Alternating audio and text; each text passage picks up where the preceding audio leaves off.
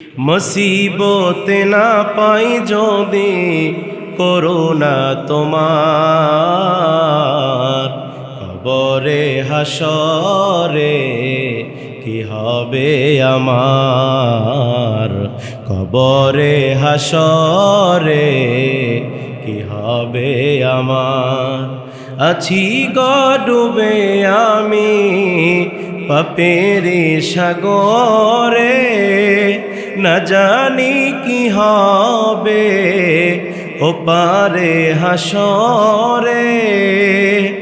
আছি গো ডুবে আমি পাপের সাগরে, না জানি কি হবে ওপারে হাসরে। তোমারি সুপারিশ বিনে, তোমারি সুপারিশ বিনে কেমনে হব পার, কবরে হাসরে, কবরে হাসরে। মুসিবতে না পাই যদি, মুসিবতে না পাই যদি করুণা তোমার, কবরে হাসরে। আমার মুসলমান ভাইয়েরা, আল্লাহ পাক সূরা নিসার 37 নম্বর আয়াতে কারিমার ভিতরে ধমক দিয়ে বলছেন, কত আফসোস করে আল্লাহ বলছেন, আল্লাযীনা ইয়াবখালুনা ওয়া ইয়া'মুরুনান নাসা বিল বুখলি ওয়া ইয়াকতুমুনা মা আতাহুমুল্লাহু মিন ফাদলি ওয়া আ'তাদনা লিল কাফিরিনা আযাবাম মুহিনা। আল্লাহু আকবার। আল্লাহ পাক কত ধমক দিয়ে বলছেন, আফসোস করে বলছেন। আল্লাহ পাক এখানে আল্লাহ নিজেই মানুষকে জান দিলেন, আমাদেরকে একটা জীবন দিলেন, আমাদেরকে একটা জান দিলেন, একটা জীবন দিলেন, আমাদেরকে আল্লাহ অনুগ্রহ করে মাল দিলেন। তারপরেও কিছু লোক সমাজের মধ্যে আছে, আল্লাহ তাদের কথাই বলছেন। এমন কিছু লোক সমাজের ভিতরে আছে, আল্লাযীনা যাহারা ইয়াবখালুনা, কৃপণতা করে, ওয়া ইয়া'মুরুনান নাসা বিল বুখলি, এবং মানুষকে কৃপণতা করার জন্য উপদেশ দেয়। নিজেরা তো আল্লাহ রাস্তায় দান করে না এবং মানুষদেরকেও দান করতে নিষেধ করে। এমন লোক বুঝি সমাজে নাই? জোরে বলেন, আছে না নাই? আল্লাহ বলছেন, আল্লাযীনা ইয়াবখালুনা, যারা কৃপণতা করে, যারা বখিলি করে, নিজেরা কৃপণ হয়, ওয়া ইয়া'মুরুনা, এবং মানুষকে আদেশ দেয়, ওয়া ইয়া'মুরুনান নাসা, মানুষদেরকে আহ্বান করে, মানুষদেরকে নির্দেশ দেয়, বিল বুখলি, কৃপণতা করার জন্য। নিজেরা দান করে না এবং মানুষদেরকে নিষেধ করে। ওয়া ইয়াকতুমুনা মা আতাহুমুল্লাহু মিন ফাদলি, এবং তারা গোপন করে, এবং তারা গোপন করে, মা আতাহুমুল্লাহ মিন ফাদলি, আল্লাহ পাক তাদেরকে যে অনুগ্রহ করে, দয়া করে যে সম্পদ দিয়েছে, যে অর্থ দিয়েছে, এই সম্পদটাকে তারা গোপন করে। তাদের কোটি কোটি টাকা থাকলেও, কোটি কোটি সম্পদ থাকলেও তারা বলে আমার কিচ্ছু নাই। এমন লোক বুঝি নাই? জোরে বলেন, আছে না নাই? এরা নিজেরা তো দান করেই না, অন্যদেরকে দান করতে নিষেধ করে, আল্লাহ রাস্তায় বারণ করে দেয়। এবং তারা ওয়া ইয়াকতুমুনা, গোপন করে, মা আতাহুমুল্লাহু মিন ফাদলি, আল্লাহ পাক দয়া করে, অনুগ্রহ করে তাদেরকে যে সম্পদ দিয়েছে তা তারা গোপন করে। আল্লাহ বলেন, এরকম যারা করবে তাদের জন্য ওয়া আ'তাদনা লিল কাফিরিনা আযাবাম মুহিনা, এই সকল অস্বীকারীদের জন্য আমি আল্লাহ পাক লাঞ্ছনাদায়ক শাস্তির ব্যবস্থা করে রেখেছি।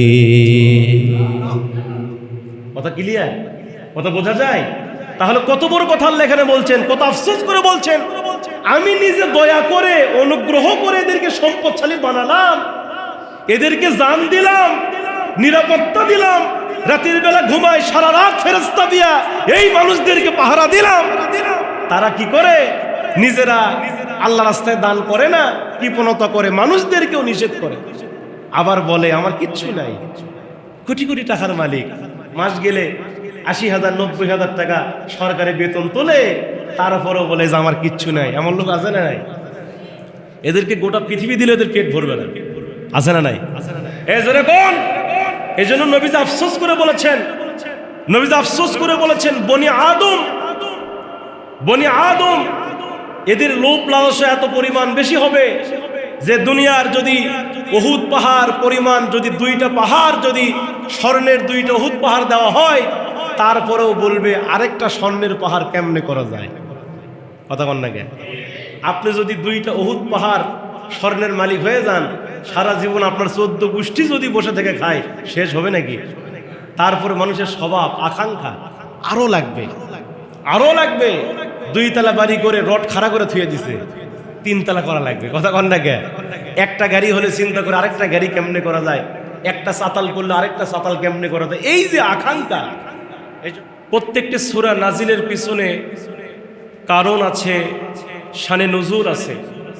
সম্মানিত ভাইয়েরা, সেই ধারাবাহিকতায় আমি পবিত্র কোরআনুল কারীমের 114টি সূরার মধ্য হতে আমি তেলাওয়াত করেছি সূরা নেসার 3টি আয়াত, যেই সূরাতুন নেসা কোরআনুল কারীমের সিরিয়াল অনুযায়ী সিরিয়াল নম্বর 4। জোরে কোন কয় নম্বর সূরা?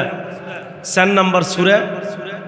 এই সূরাটি আল্লাহ সুবহানাহু ওয়া তাআলা নাজিল করেছেন বিশ্ব নবীর উপরে, তার নবুয়ত জিন্দেগিতে। সম্মানিত ভাইয়েরা, সেই সূরাতুন নেসার 37 নম্বর আয়াত, 38 নম্বর আয়াত, 39 নম্বর আয়াত, এই 3টি আয়াতে কারিমায় আল্লাহ সুবহানাহু ওয়া তাআলা ধমক দিয়ে আল্লাহ পাক কথা বলছেন। আল্লাহ পাক যেখানে ধমক দেয় সেখানকার কথাগুলো কত কঠিন হতে পারে আমাদের জন্য। আল্লাহ সুবহানাহু ওয়া তাআলা শুরুতেই বলছেন, এই পৃথিবীতে আমি আল্লাহ সুবহানাহু ওয়া তাআলা যত মানুষকে পাঠিয়েছি, এই মানুষদেরকে আমি আল্লাহ সুবহানাহু ওয়া তাআলা কিছু কাজ দিয়েছি, কিছু কর্মকাণ্ড দিয়েছি। তার ভিতরে অন্যতম একটি কাজ, অন্যতম একটি আমল হচ্ছে আল্লাহর জন্য নিজের জান, নিজের মাল উৎসর্গ করা। কার জন্য? আল্লাহর জন্য নিজের জান, নিজের মাল কি করা। এখন যদি আপনাদেরকে আমি বলি, আমাদের যে জান এটা দিয়েছেন কে? আওয়াজ দিয়ে বলেন কে? আমাদের যে মাল এটা দিয়েছেন কে? তাহলে জানও দিয়েছেন আল্লাহ, মালও দিয়েছেন আল্লাহ। সেটাই বলছেন, আমি তোমাদেরকে যে জান দিয়েছি, যে মাল দিয়েছি, এই জান এবং মাল আমি আল্লাহর জন্য উৎসর্গ করো। সূরা তাওবা খুলে দেখেন 111 নম্বর আয়াত। আল্লাহ বলছেন, ইন্নাল্লাহা আশতারা মিনাল মুমিনিনা আনফুসাহুম ওয়া আমওয়ালাহুম বিআন্না লাহুমুল জান্নাহ। জোরে বলি আল্লাহু আকবার।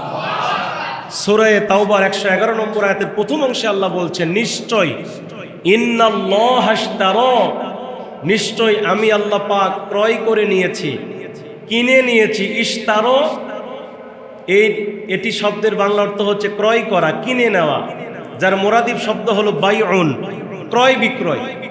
আল্লাহ বলছেন, নিশ্চয় আমি ক্রয় করে নিয়েছি, আমি কিনে নিয়েছি। কার কাছ থেকে? মিনাল মুমিনিনা, মুমিনদের কাছ থেকে। সুবহানাল্লাহ বলেন। তাহলে আল্লাহ পাক মুমিনদের কাছ থেকে কি করেছেন? কিনে নিয়েছেন, ক্রয় করে নিয়েছেন। কি ক্রয় করেছেন? আল্লাহ এখানে দুটো জিনিস বললেন, দুটো বিষয় বললেন। 1 নম্বর, আনফুসাহুম, তোমাদের জান কিনে নিয়েছি। সুবহানাল্লাহ। ওয়া আমওয়ালাহুম, এবং তোমাদের মাল কিনে নিয়েছি। তাহলে আল্লাহ পাক মুমিনদের কাছ থেকে, এটা মুমিন যারা তাদের কাছ থেকে আল্লাহ পাক জান এবং মালকে কিনে নিয়েছেন। বিনিময় আল্লাহ বলেন, বিনিময়ে আমি তোমাদেরকে একটা জিনিস দেব। সেটি কি? বিআন্না লাহুমুল জান্নাহ। সুবহানাল্লাহ পড়েন। বিনিময়ে আল্লাহ কি দিবেন? ওয়া শেষ।